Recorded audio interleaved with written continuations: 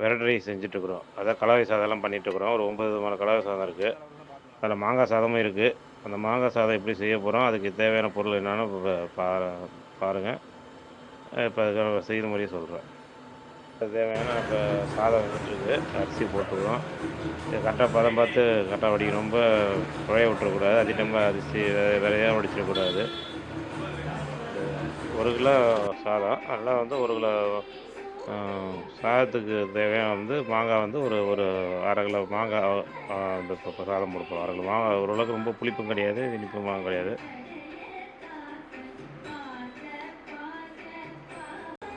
மாங்காய் தோல் சீவி சுற்றிட்டுக்கிறோம். இந்த 1 கிலோ சாதத்துக்கு தேவையான மாங்காய் இது ஒரு 600 கிராமுக்குள்ள வரும். மாங்காய் சாதத்துக்கு அந்த தேங்காய் எண்ணெய் தான் ஊற்றுறோம். நாங்கள் தேங்காய் எண்ணெய் ஊற்றி செஞ்சால் நல்லாயிருக்கும். அந்த தேங்காய் எண்ணெய் ஊற்றுறோம் மாங்காய் சாதத்துக்கு. இது வந்து ஒரு 150 ml அந்தளவுக்கு இருக்கும். ரொம்ப எண்ணெய் சேர்த்துட வேண்டியது இல்லாமல் அப்புறம் சேர்க்குறோம்.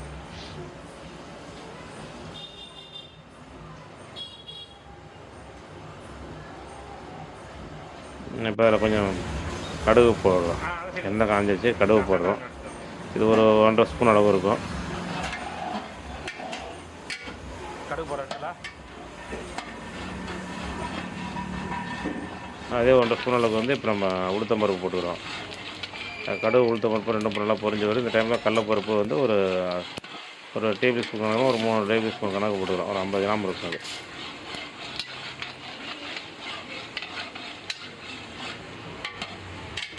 வரமிளகாய், அதான் காஞ்ச மிளகாய் சின்ன சின்னதாக கட் பண்ணி வச்சுருக்கோம் குட்டியாக. இதே வந்து ஒரு கைப்பிடி அளவுக்கு வந்து இதில் போட்டுக்கிறோம். பொடியாக கட் பண்ணி வச்சுருக்க பச்சை மிளகாய், இஞ்சியும் இது கூட போட்டுக்கிறோம். இந்த நேரம் போட்டு வதக்கிறோம்.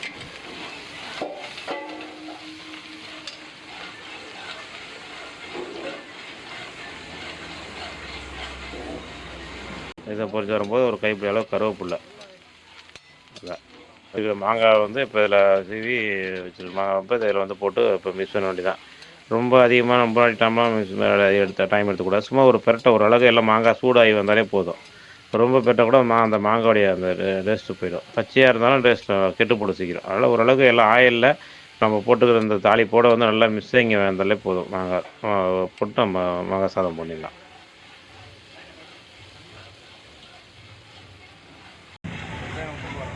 மசாலா தேவையான உப்பு போட்டுக்கிறோம். ஆனால் முன்னே சாப்பாட்டுக்கு உப்பு போட்டோம், அதில் கரெக்டாக இருக்கும். இந்த மசாலாவுக்கு தேவையான உப்பு மட்டும் லைட்டாக போட்டோம்னா கரெக்டாக இருக்கும். நம்ம கிளறும்போது உப்பு கரெக்டாக இருக்கும்.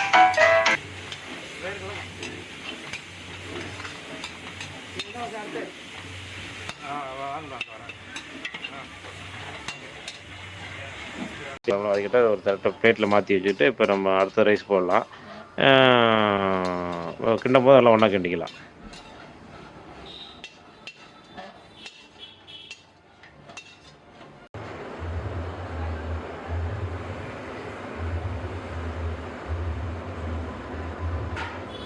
சொல்லி வச்சுருக்கோங்க.